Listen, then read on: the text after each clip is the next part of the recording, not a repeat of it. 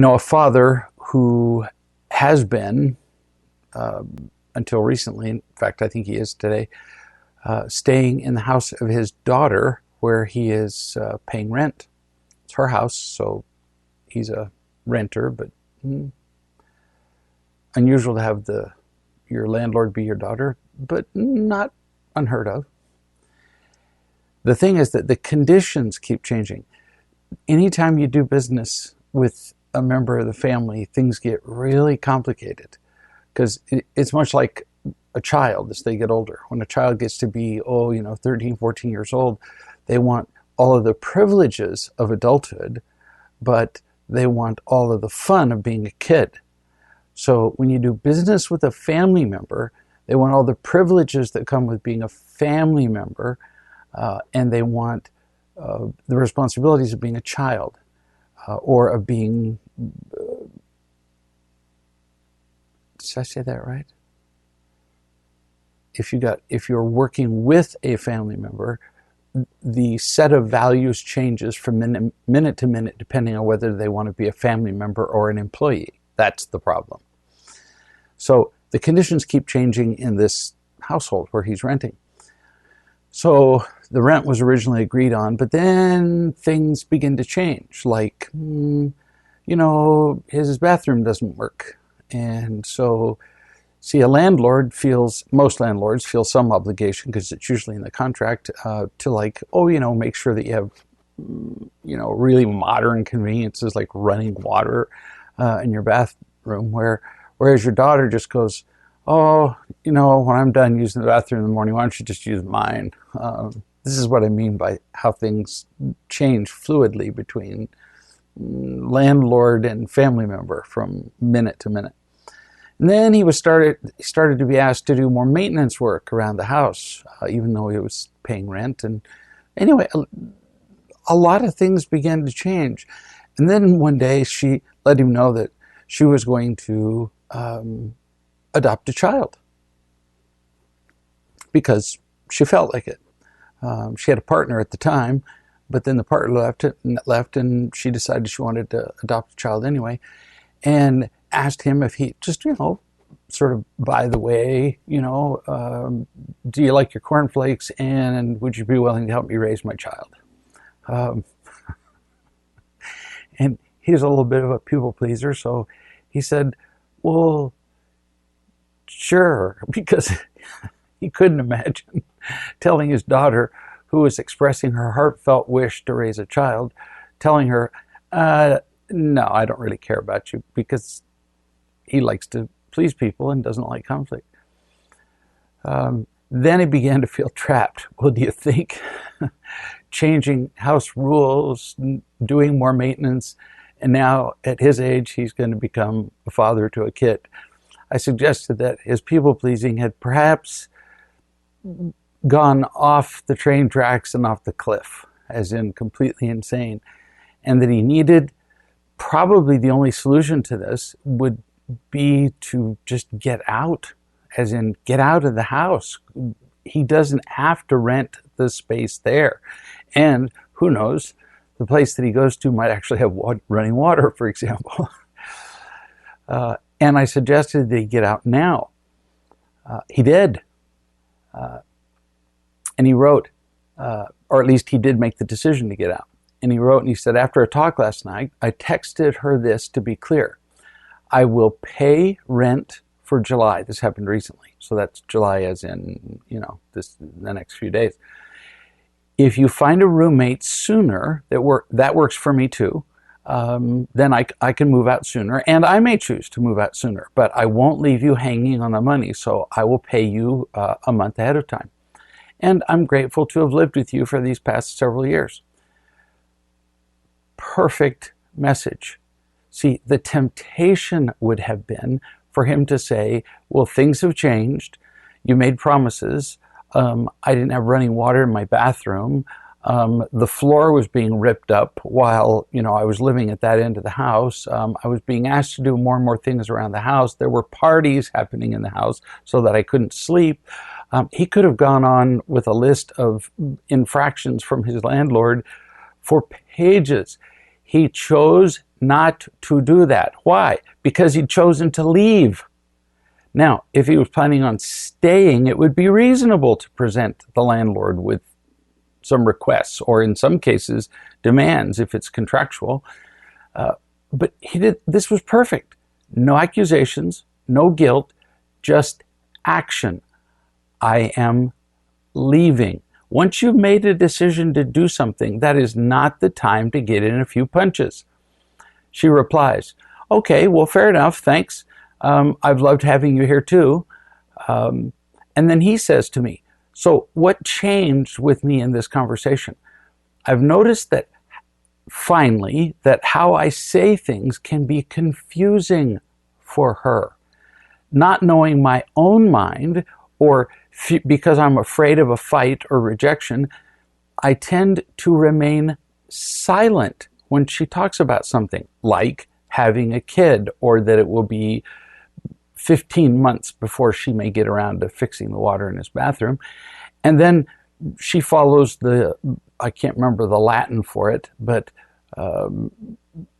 translated into English, it's silence presumes assent. So that if you explain something carefully to somebody, like a renter, and they don't reply, their silence implies that they agree to the conditions that you've just explained. So he says, I remain silent where she can assume agreement. That's actually a legal principle. Or I'll say, well, let's wait and see what happens, like with her getting pregnant or adopting a child, so that she imagines her preferred future, so that when I say, well, let's see what happens, that's not really an answer. And so in her head, she creates the answer she prefers, which is a very common failing among us human beings. We hear what we want to hear. I cannot tell you how many times people call me, ask me a question, I answer the question, and then later they call me and take me to task for not doing what I said I was going to do. I didn't say that I was going to do that. I don't speak vaguely. They heard exactly what they wanted to hear, even though I told them exactly the opposite. So this is brilliant on the part of the man who's writing this. If you don't know for sure what you want, there's no way she'll figure it out, and she'll translate what you say into what she wants. He continues, as she left for work yesterday, I hugged her and I said, I'm sorry, we've both been, down a little bit lately.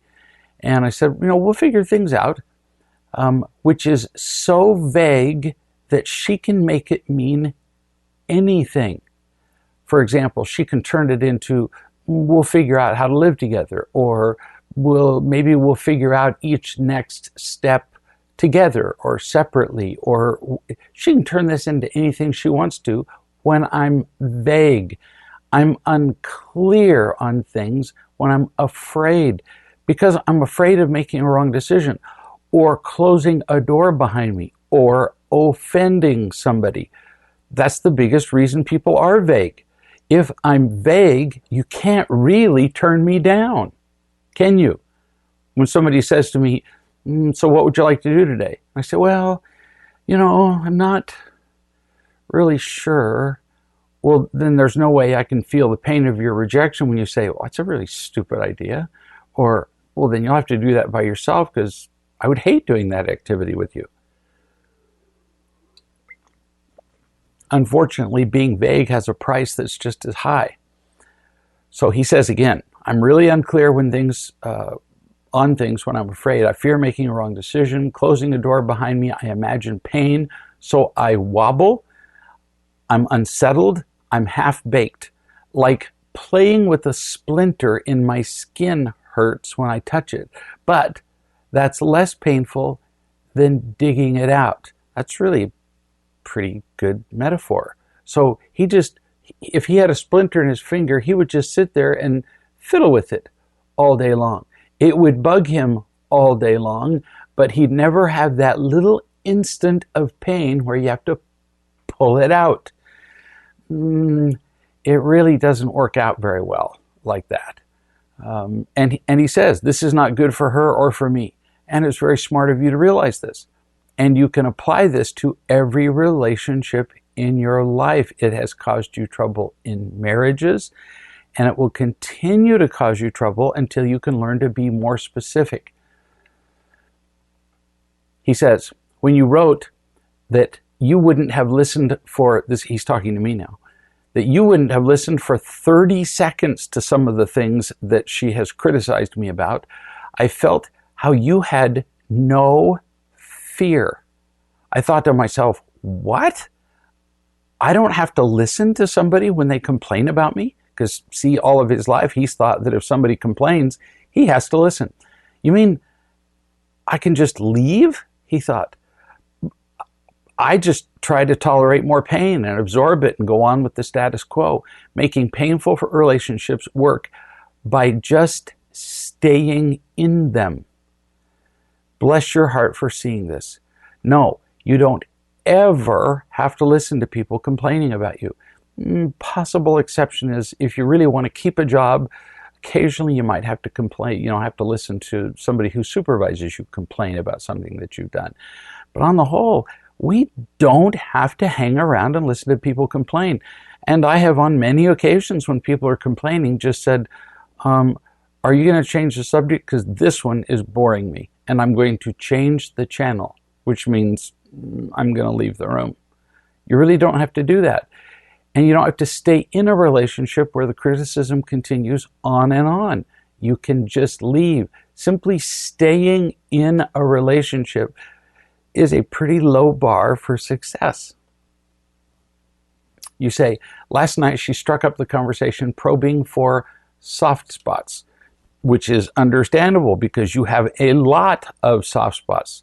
You're being vague, you're being equivocal, you're not, committing to a plan. Those are soft spots.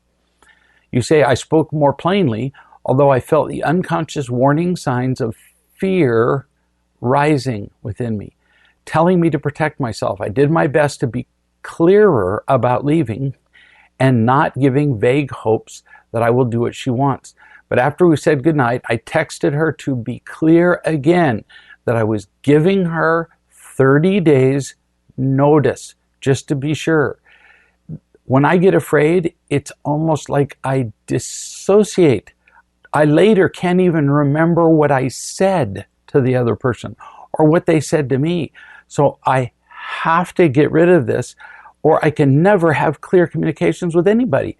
And you are right. I've been there. When you get afraid, you do dissociate. It's like half your brain just disappears.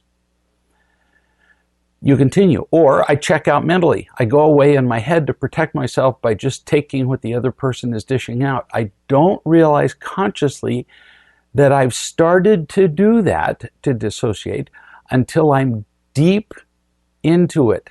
Oh, beautifully said. That's why we keep dissociating and keep agreeing with people, because we don't realize we're doing it until, well, it's kind of too late. Until now, we've said yes, yes, yes, yes, and then we realize, oh, crap, what I meant was from the beginning, no. But now that you've said yes 6 times, it's much harder to say no. So he says, I don't consciously realize that it started until I'm deep into it, and I'm aware that something bad is happening to me.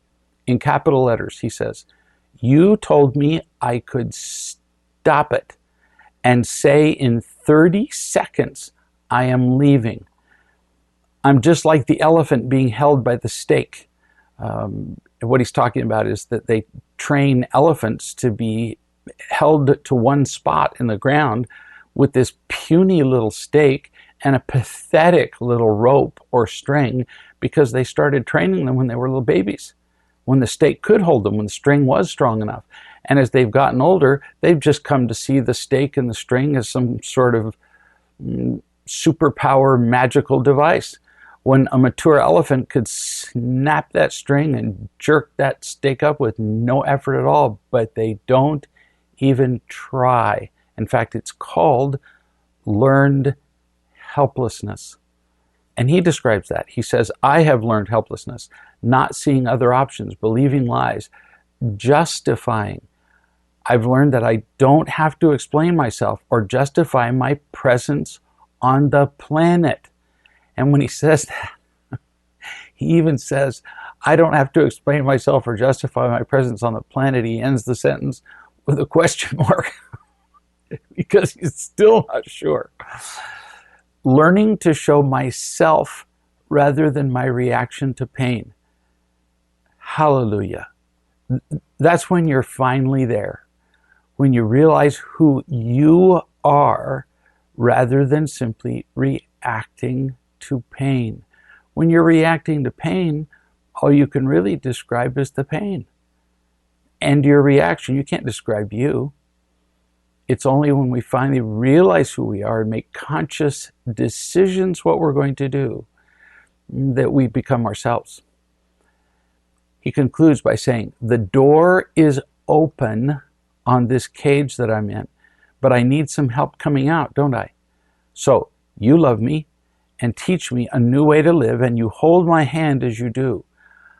I'm very grateful, and I'm going to keep listening. Good for him. Here's a guy who's been held hostage by people in relationships all of his life. I knew him at one point in his life when he was married to a woman who did everything but lead him around with a ring in his nose. He would do any number of insane things that she demanded of him because he'd been thoroughly trained from the time he was a little child to do them. It took a long time for him to learn these principles, but he is, and he's experiencing the freedom that comes from being himself. This is huge. It's a miracle. Somebody called me, new subject, and talked about the nightmare in her life of what she called negative self-talk, critical, demeaning phrases like you're stupid, you're ugly, you're fat, you can't do this, you can't do that. In actuality, it's not really self-talk. It's a repetition of old lies that were taught to you by other people. So it's really other talk. You didn't form these negative opinions of yourselves. Other people did. No 3-year-old gets up in the morning and says, you know, I think I'm really a bad person. They don't do that. They have to be taught that. How do I know that those people who taught you these things lied to you? Because they did. They lied. Even though I wasn't there. Because I can see the effects of what you were taught. First, you're unhappy. Only lies do that. The truth never produces unhappiness. Lies do. So I know they lied to you. You were taught that you were less than worthwhile. Well, I know you. You are very worthwhile. Not kind of, but very. Like mountains of worthwhile. So, again, you were lied to. Why would these people early in your life, whose primary job was to love you and teach you and take care of you, why did they lie? They taught you what benefited them. By making you small, it made them feel bigger. By making you powerless, it made them feel more powerful. By telling you what you should do to serve them, they got what they wanted. If they make you small, you're more controllable. In other words, everybody who taught you lies wanted something for themselves. And that renders their opinion of you absolutely worthless. All they were doing was describing what you needed to do for them. So if they all taught you lies, what can you do about that? What can you do about it, in fact, right now, this second, not tomorrow, now? Stop believing them. Really. I just gave you a whole bunch of reasons that I know they lied. I have nothing to gain from you. I have nothing to get from you. I have no reason to persuade you of these principles. I can see you. I'm also not afraid. I'm not empty. So I can see you. I can tell you for a fact that they lied. So just stop believing them. Now, I realize that sounds difficult. But their lies hurt you only because you keep believing them. Again, simply stop it. If you have even a trace of a negative thought, I'm stupid, I can't do this, I'm foolish, I'm lost, I'm confused, I'm weak, I'm whatever it is, you stop the thought. Now, that alone isn't enough. Because if you stop a negative thought, it will be followed by a tidal wave of others. You stop the negative thought long enough to ask what is true. And what is true is that you are worthwhile. How do you know that? Because I'm telling you that you are. I have nothing to gain and I can see you clearly. You remind yourself that you're loved. How do I know that? Well, again, I love you and I know other people that love you.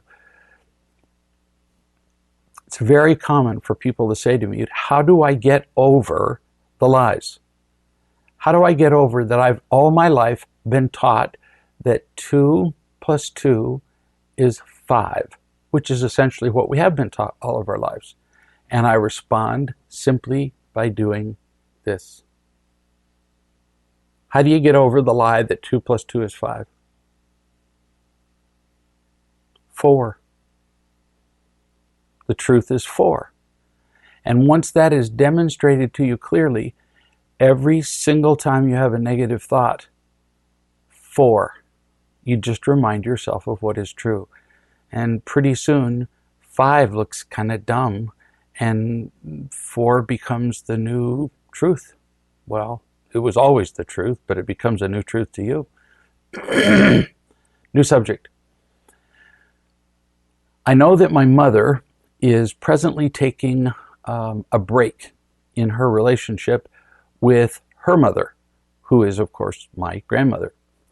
So I have the urge this morning to check in with my grandmother, as I suspect that she's probably feeling quite rejected by my mother because she's an enormous victim. You could do that. You must be very aware of having your own relationship with your grandmother, not to make her feel better because of your mother's temporary distancing, or what your grandmother would call rejection. You do not need more people-pleasing in your life. Your mother's already taught you that. You don't need to follow that example. If you try to make your grandmother not feel rejected by your mother, you will lose because you won't be true to yourself. And your grandmother will lose because it will not come across as convincing and true. It will just come across as giving into her manipulation. You continue. I offered to take her out in a couple of weeks, but she did not jump for joy in her response. She didn't jump at the chance. She was kind of equivocal. Well, of course she didn't jump.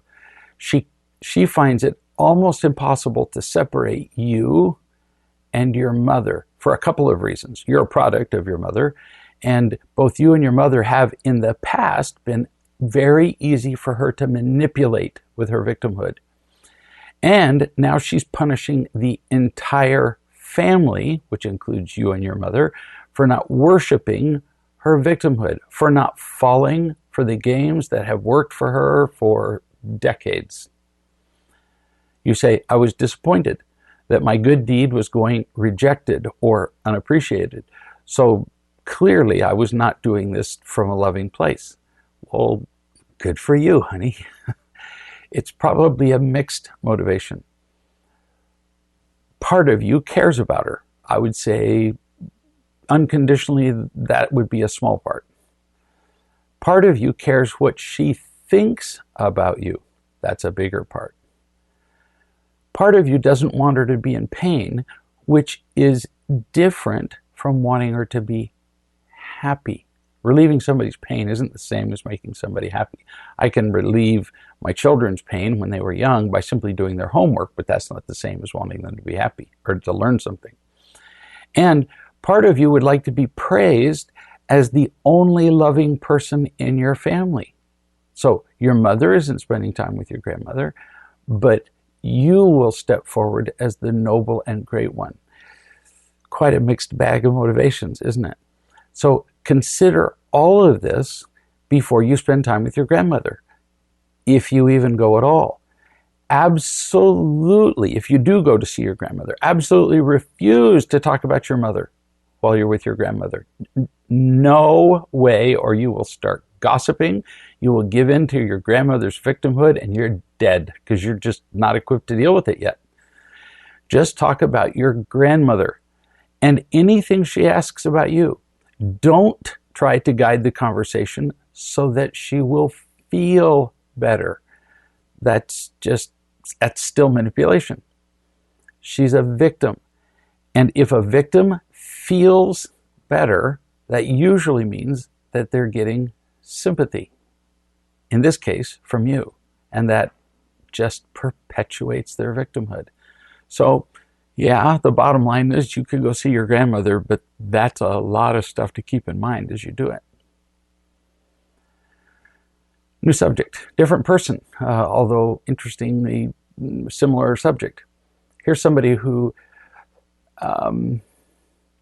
was in a terrible marriage, and she was always being victimized by him and always describing what a horrible, unloving, uncaring, angry, critical, distant, throw in a word. She used them all. He was a monster. A lot of the words were true, it turns out. But boy, she got a whole lot out of being victimized by him. And they came for an intervention. And I'll be danged if he didn't listen. He became more considerate and kind and thoughtful and shut his mouth before just blurting out whatever thing came to his mind. He began to admit that he was wrong, something that he had pretty much never done in his lifetime. Began to close his mouth and leave the room and come back if he felt any anger welling up. And so he was pretty much doing everything she'd ever asked of him. But she'd gotten into such a habit of victimhood that whereas before he would make a mistake at a level of, say 10 on a scale of 1 being small and 10 being 10, let's be kind. He would make a mistake at an 8. And she would react with victimhood at a 10. Well, now he's making mistakes that are like 1 or 2. They're little. And this is my gathering information from both of them. He makes really little mistakes. And she's still reacting at an 8. So one day I said to her, honey, the problem isn't really so much him anymore. He's really working at this and he's doing better. Your victimhood isn't going away. It just isn't. And until it does, 2 things. A, you're not going to be happy. And if you keep acting victimized when he makes little teeny mistakes, how's he going to stay motivated to keep making teeny mistakes and to keep his anger under check? After a while, he's going to go, well, what difference does it make? She's going to act like a victim anyway, so I'm going to say whatever I feel like saying. So she wrote, and she said, what do you think is holding me back from quitting my victimhood? You get too much from it. Really. Most people get a great deal from acting like victims. If you want a really thorough listing and description, read Real Love and Freedom for the Soul, which I just call the victim book. You get a sense of power when you act like a victim, power over him. You get an enormous sense of self-righteousness. In fact, you just sort of radiate it.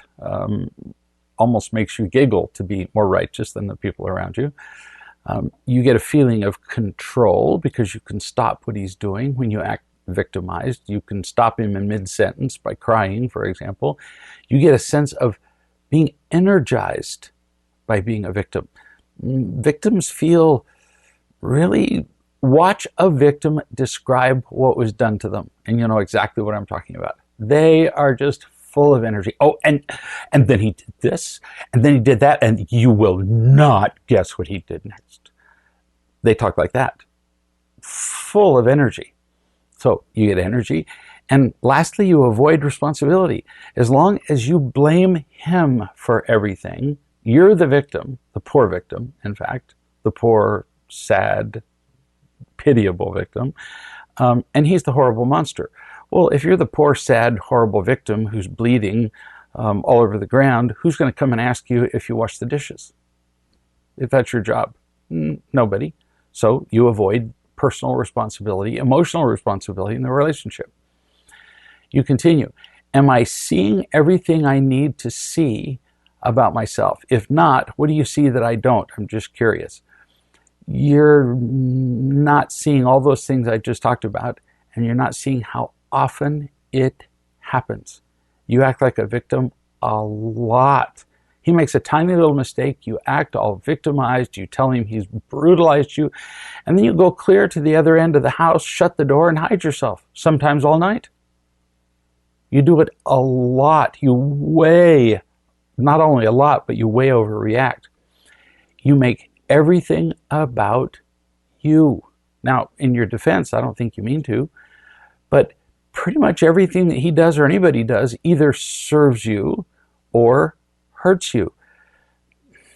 That's not a fun way to live, because human beings just make too many mistakes around us, and some of them will affect us. And so we're going to feel, if we're inclined toward victimhood, we can find justification for it with pretty much every breath that people take and every word that they speak.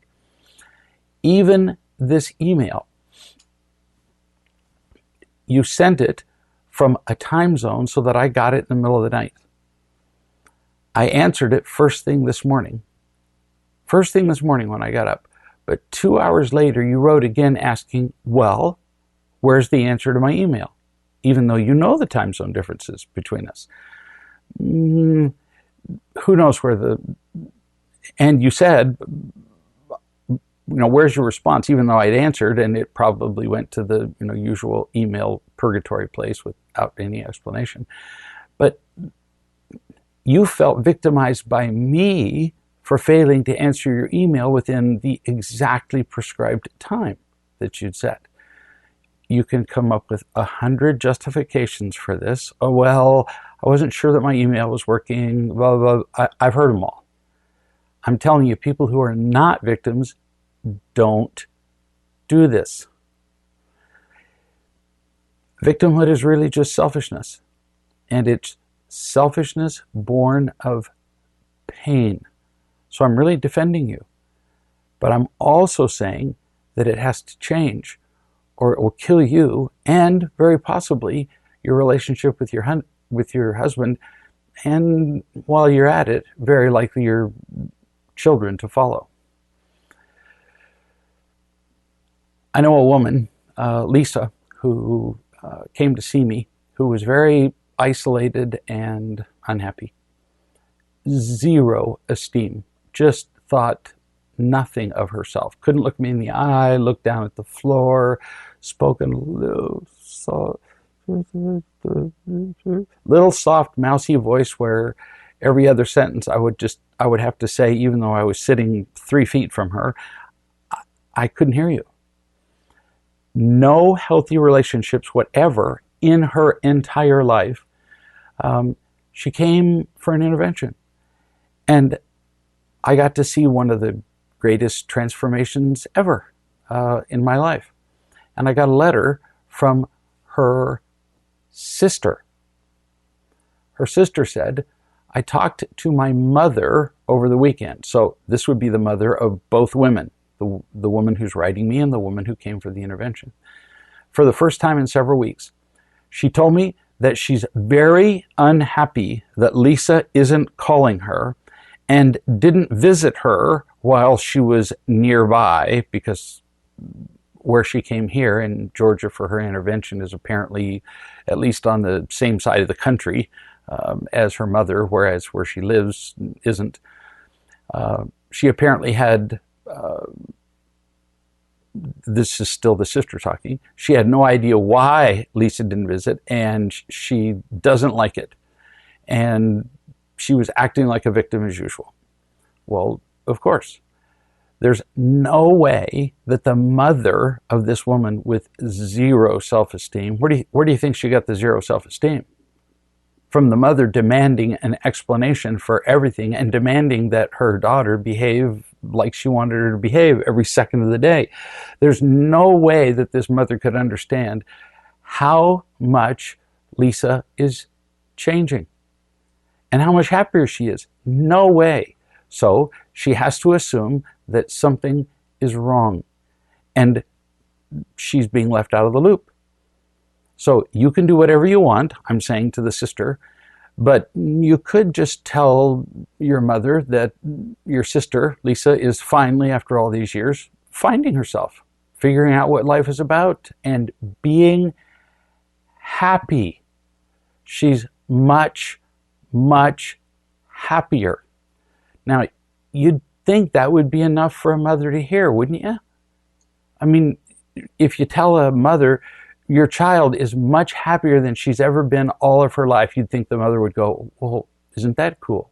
Yeah, but not if you're a controller, because people around you can't be happy without you having caused it, without you being in charge. So you can explain to your mother that in the process of her being happier, she's staying away from anything or anybody that comes from her old way of doing things. It's not an indictment or an accusation of anybody. It's just part of the process that Lisa's engaged in of starting her life over and learning how to be happy. That's it. Simple. I don't recommend that uniformly, but in this particular case, with a controlling, critical, angry, victimy mother, this lady who's starting her life over again needs to stay out of that atmosphere. New subject. A lady wrote me and she said, our daughter was heading upstairs for the night, and I called to my husband and said, Nikki, our daughter, is heading up to bed if you want to say good night. What do you think of what I said? Well, it's controlling and inappropriate. If he wanted to say good night, he could. It's not your business to tell him what to say. Then she goes on to say, I do want him to be different, and I want him to pay more attention to our child. And I want her to feel loved, but she might not anyway, because my husband didn't do it freely, but only at my suggestion, or in this case, probably demand. Is any part of this loving or mostly controlling on my part? Do I do it differently, or do I just not do it and keep my mouth shut? Mouth shut. You have an adult daughter who is going upstairs to bed. If she wanted her father to know that she was going to bed, there's a really easy way to tell. She'll open her mouth and say, Father, I am going to bed. And if she doesn't do that, you don't need to tell him and attempt to control their relationship. She wrote me back. The mother did. Should I tell him that I was wrong to try to control him? Probably not, because in the process of telling him that you were wrong, you will find it almost irresistible to tell him that he was wrong. To not spend more time with her, and that you were trying to control him so that he would spend more time with her, and see all the implications and be a better father, and so on. There are some things, sometimes people apologize really as a form of attack. I can't tell you how many times people have called me and said, I just want to apologize that I reacted badly when you were being a horse's butt. That's a short version of it, but they really called to remind me that I had been wrong. But they called in the name of apologizing for not reacting perfectly. Well, they could easily have saved themselves a phone call.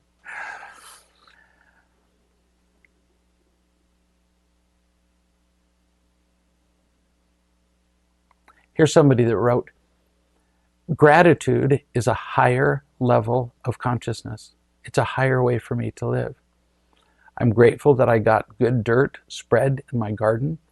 I'm grateful that my husband held me today.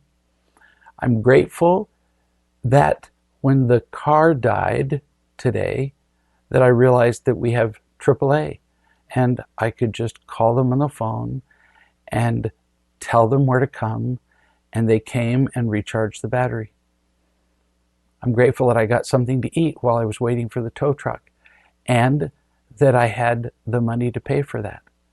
I'm grateful that I have a cell phone and that it still had a battery to make calls. I assume she's talking about the car still. I'm grateful that I transplanted tomatoes to the garden, that I followed a simple Facebook suggestion, which is another thing to be grateful for, to cut tomatoes into slices and stick the whole slices into the dirt, and I'll be darned if the plants didn't grow. I'm grateful that the one taxi service in our town was available to get me home while the car was being worked on. I was grateful that the taxi driver gave me some cool water because today it was over 90 degrees. I felt loved and taken care of by my husband, by you, by, she named a couple of friends that she called during the whole experience, the tow truck driver and the taxi lady. I'm grateful that I can begin to see things as inconveniences and be less of a victim. There are still some plums. I'm grateful for those on the plum tree, even though a young buck jumped the fence and ate quite a few of them, but there are enough left for me. I'm grateful that it's evening and that it's cooling down. I heard a lovely song posted by somebody on Facebook. I'm grateful for that. All is well in my world, despite my mind making up stories and wanting to get praise for all kinds of things. You're learning, and being grateful is definitely a higher way to live. Good for you. Here's somebody who said, when you were teaching me about God today, I had so many questions and it got me thinking about why I was asking them. I realized that I didn't need another reason except that you're my daddy and you're leading me down the path of happiness, which is all that I was doing. I have two choices. The first is to start with doubt. I can stop and ask you questions about the path. I can question it, examine it, intellectualize the meaning of its existence, doubt its integrity, which is what most people do. But if I start doubting, I can find an infinite number of reasons not to trust, and ultimately end up lost in the lies again, making my journey down the path that much slower and harder, or even impossible again, what most people do. The second choice is to just start with trusting. I can walk down the path with you, feel the solid ground beneath my feet, feel the peace it brings me, feel how safe and good and true it is, and then I can ask questions that will enhance my understanding of the truth and solidify my happiness. Yeah, that would be a more superior way. Because, you continue, my whole life has been based on lies. Life has always just seemed like an evolutionary accident with no purpose, so God has never made any sense to me, which I understand entirely. I was raised in the sciences. So all of my questions are ultimately questions to dispel my doubts. Instead, or at least they were, instead I can start with trusting and feeling and knowing that I don't know anything. Yes, and by holding the hand of somebody you trust, it makes it that much easier. Seems to me, you say, like starting with trust is a much faster way to learn. There's an understatement that everybody could write on their refrigerator door for the rest of the week. Starting with trust is a much faster way to learn. Oh, much. Starting with doubt is just needlessly creating roadblocks that don't have to be there at all. My free will and choices will not disappear. I have absolutely nothing to lose and nothing to be afraid of. I only have more choices to gain if I trust. Does this sound like the best way for me to go about learning? Oh, yes. This is all just pretty much the exact same thing as trusting that you love me, isn't it? Yeah, pretty much exactly the same. Everything goes better with trust. There's an old jingle, and I can't remember what it is. It's some food, I think. Everything goes better with something. But if we start off by trusting, now, I don't suggest trusting random people, but people who are happy and people who appear to know what they're doing and people who appear to care about us, learning goes pretty darn fast. When I was in the 2nd grade and my teacher stood up and taught us the whatever, grammar or the times tables or whatever you learn in the 2nd grade, being an innocent little 2nd grader, I trusted that as my teacher, she would tell me the truth. As a result, I learned everything that came out of her mouth immediately, and she never had to repeat it. Whereas if I started with doubt, then I would question everything she said. I would ask her questions to prove everything she said, and I would probably still be learning the times tables. This is from a real love coach. I'm helping 2 parents who live in an apartment with 2 bedrooms. One is set up as a playroom. The bedroom is set up with the 3.5-year-old kid's bed, that's the older kid, right next to mom and dad's bed, and the 6-month-old child, the younger child, bed on the other side. So they're all 4 sleeping in a row in 3 beds. That sounds really sweet, and it would make a really kind of a cool picture to put on Facebook. But what a setup for complete dependence. People who advocate this, and it's very cute, but it leads to a dependence you can hardly imagine.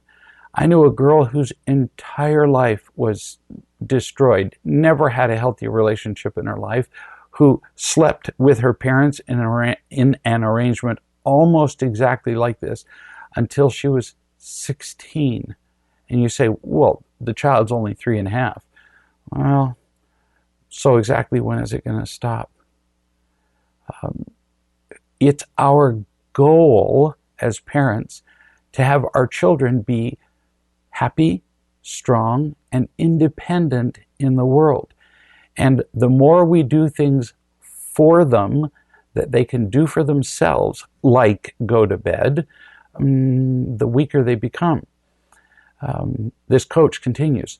The mother is no longer breastfeeding the 3.5-year-old, but still is the 6-month-old. I suggested that they might turn the playroom, the extra room, into a bedroom and move the older boy into there. They often spend 2+ hours. When you compute the hours in a day, it's not 24. You take 24 hours and you subtract, say, 8 for sleeping, we're down to 16. And then you take the time that it takes to prepare for bed and the time that it takes to get up and get dressed, and that's about an hour on each end. So now we're down to 14. And then you go to work for 8 or 9 hours. So now we've got 5 hours. Then we eat. The actual discretionary time in a day, the time where you just get to do what you want, in many families is an hour or 2, not exaggerating at all. So it says they spend 2+ hours, all of their discretionary time, lying with the older child each night to get him off to sleep at 3.5. That's a lot of time.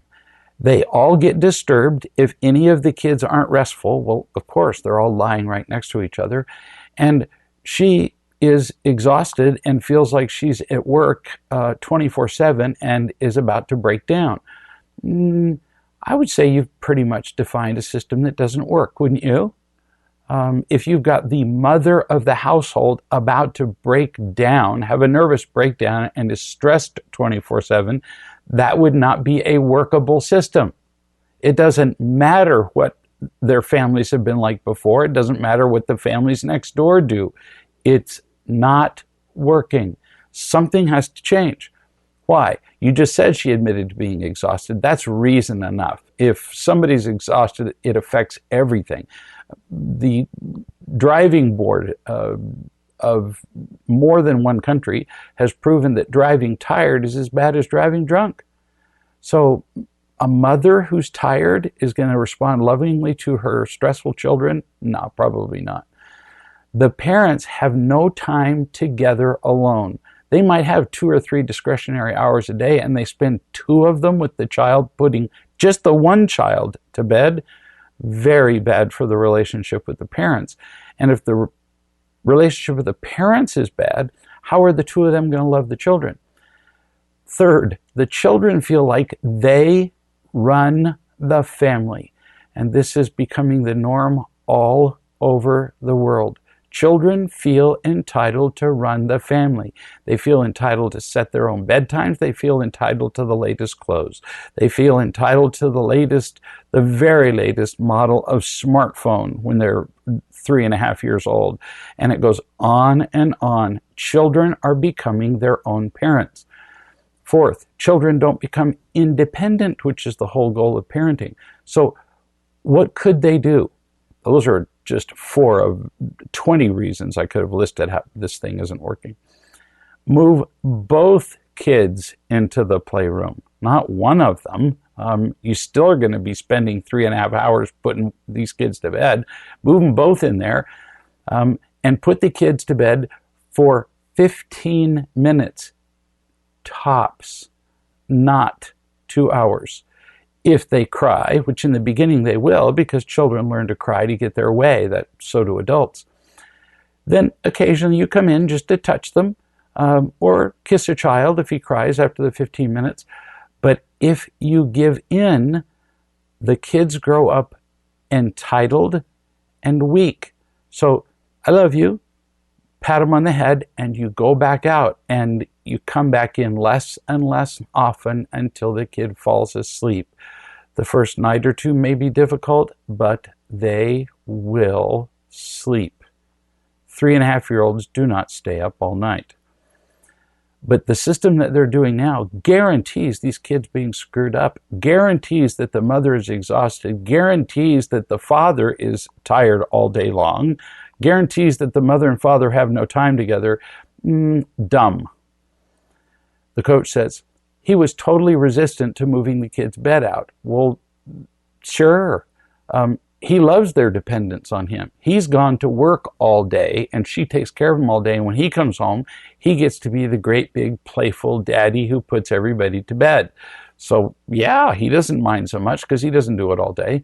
And she probably takes care of them most of the time that he comes home anyway. So he gets to feel protective and needed while she does all the work.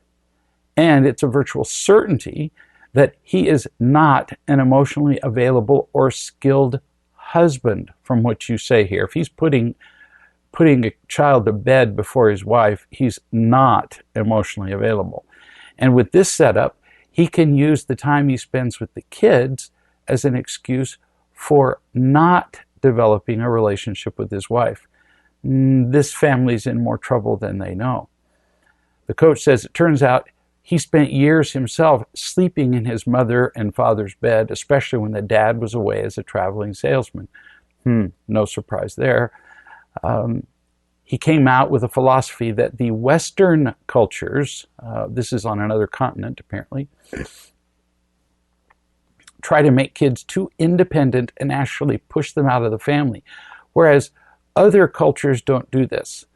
And what about all the cultures where families all sleep in just one room together because that's all they have? Well, let me address those backwards. The second one first. Yeah, they all sleep in one room together because that's all they have. Because, let me think, that's all they have. There isn't another choice. You think if they had a great big giant house, they'd all sleep in the bathroom together with the parents in the tub? No, it's out of necessity.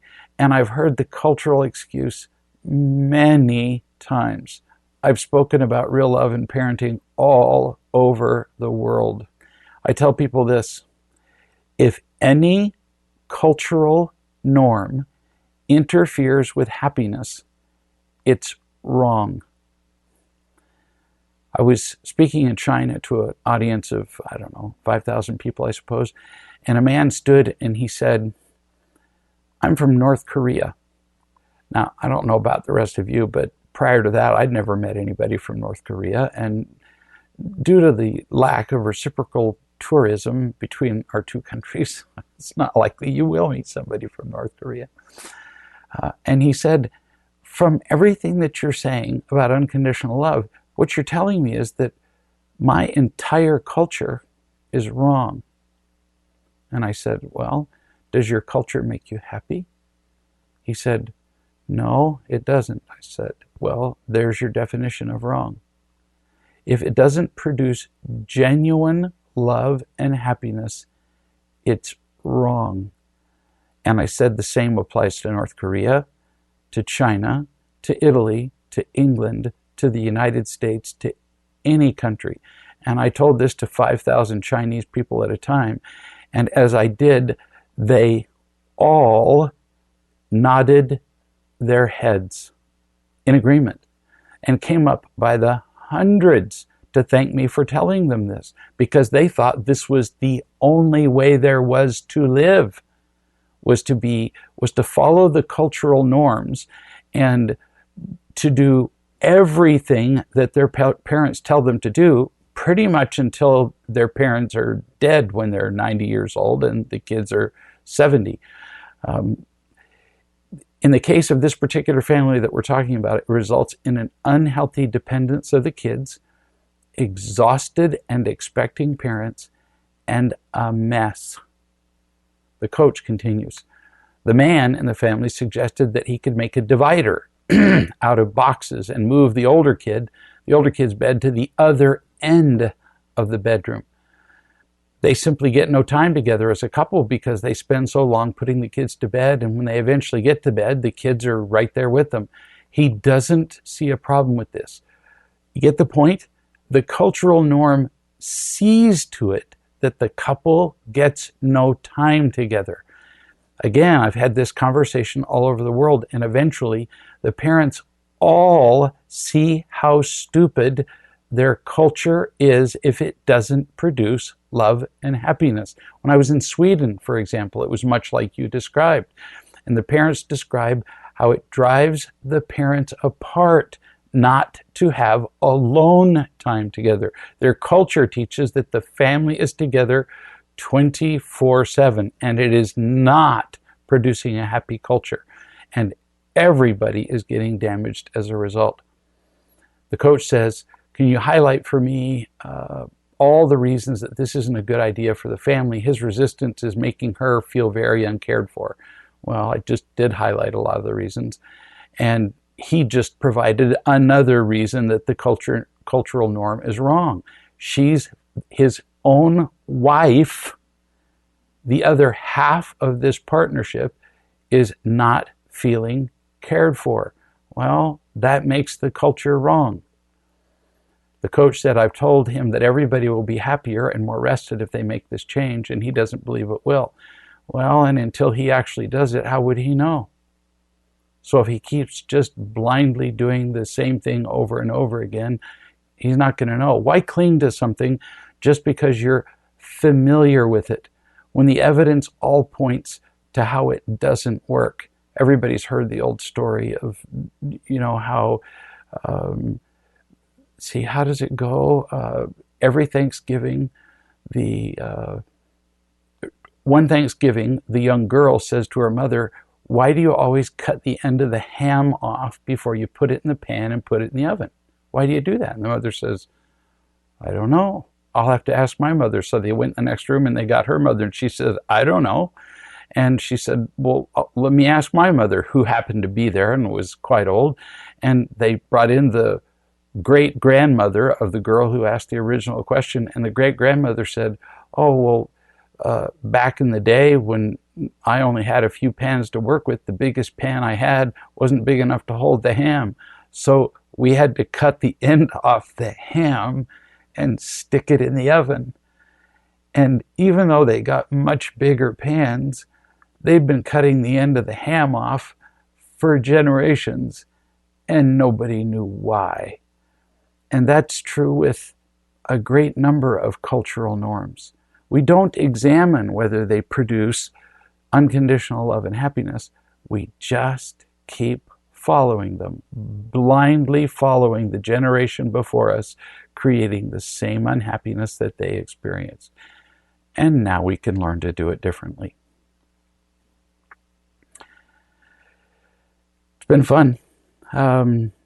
Really good questions. But at the root of it all is what we always say. We just need to find the love that we need. Trust it, remember it, learn to share it with other people, and it will answer virtually every question we'll ever have in our lives and produce a happiness that is absolutely reproducible. We'll see you in a week.